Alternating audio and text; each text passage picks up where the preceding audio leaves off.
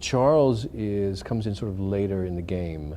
And he's responsible really for the character of Lee being able to stay in the United States. Charles is an immigration lawyer, actually a very, very famous immigration lawyer, and he got involved in the case through a friend, I think, kind of unexpectedly, and they couldn't have hired a better guy to bring Lee through the system. In fact, I went to meet Charles. I went down to Houston and spent about a day and a half with Charles and spoke with him at length, recorded him on my little cassette player because he's from Houston and there's a very, very specific accent that comes from Houston that I wanted to get. And I noticed that he wore a class ring from his University of Texas, so I got one of those. They actually very generously loaned this to me, so I got to return it when I get back to the States. But it was really a pleasure to spend time with him and to grill him, really, question after question about what had happened and what he was thinking about and what was really going on within the consulate. And he was really forthcoming. He's incredibly decent. He's incredibly decent. I adore him. I went into his office, and here's a guy, you know, Charles is in his 60s, and in his office, it's a shambles, you know. I mean, it's a shambles in some ways in that it's just packed with piles of folders and information and papers, all very neatly organized, and all the projects that he's working on. He's got so many things going on at a time in his life when he probably should be slowing down and thinking about, you know, retiring. He's just getting more and more because he's so good, and he just feels compelled, I think, to help people.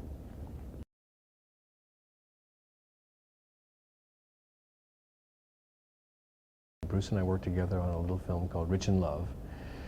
It wasn't so little, actually, but it was, what a pleasure. We had a tremendous cast. Albert Finney was involved, Alfre Woodard, one of my favorites, Joe Kleber was involved, Ethan Hawke was in it. Written by Alfred Urey, who'd written Driving Miss Daisy. And I so enjoyed him. I was young, fairly new to the game. I guess it was the early 90s. And he was like a breath of fresh air, Bruce. The energy and the atmosphere that was on the set was very playful, very light, and yet incredibly specific, highly intelligent. He was very keen to get what he needed within the scenes, but it was done within kind of this playful, joyful, Australian sense of humor, sensibility. It was he and Peter James, his director of photography, who's on this film as well.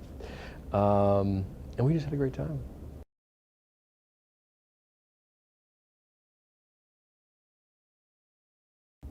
This film came to me very unexpectedly through my agent. I never get work through my agent. Bruce called, I guess, and said, I'm doing this movie, and he was like, oh, I can't think of anyone better than Kyle. He'd be perfect, you know, and that's my bad attempt at Bruce's accent. And I thought, well, I took a look at the script, and I said, well, he's a wonderful character, and I would be honored to play him, you know. And my concern, of course, was my schedule, because at the time right now I'm working on Desperate Housewives, and there's a very small window of vacation time in which I can go do something else. And this just happened to fall right perfectly in the early part of that window. So I wrapped on May 3rd, I think, and got on the plane May 5th, and here I am. Yeah, it was literally just, it was like turning a corner, going through a door.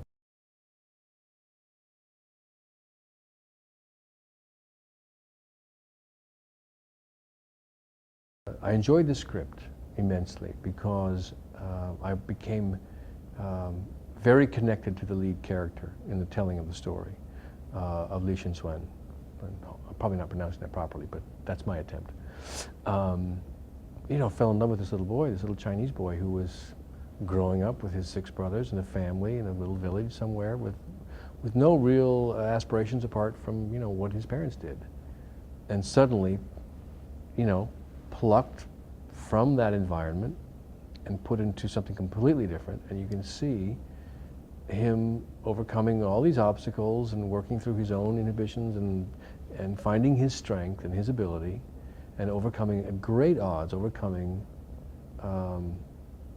you know, these horrible environmental situations and the difficulties that they had in the school, in the ballet, and emerging from that as a very strong and incredible sense of direction and what he wanted in life. And I got so involved in that story and watched this process of this kind of rags to riches, although it wasn't really rags to riches, it was sort of rags to absolute power as one of the top ballet dancers in the world. And it's just a remarkable, compelling story. And I thought, wow, I really would love to be a part of that. And then as I'm reading the script, I'm going, well, here comes Charles. And I said, well, Charles is a very integral part of this man's life. And I said, well, that's what you want, you know. You want to be that connected and that important within the confines of the story. And that's what it felt like to me. So I said, oh boy, I would love to do this. I'm in it, you know, I'm in. And I couldn't think of anything better to be involved in during my holidays away from Desperate Housewives.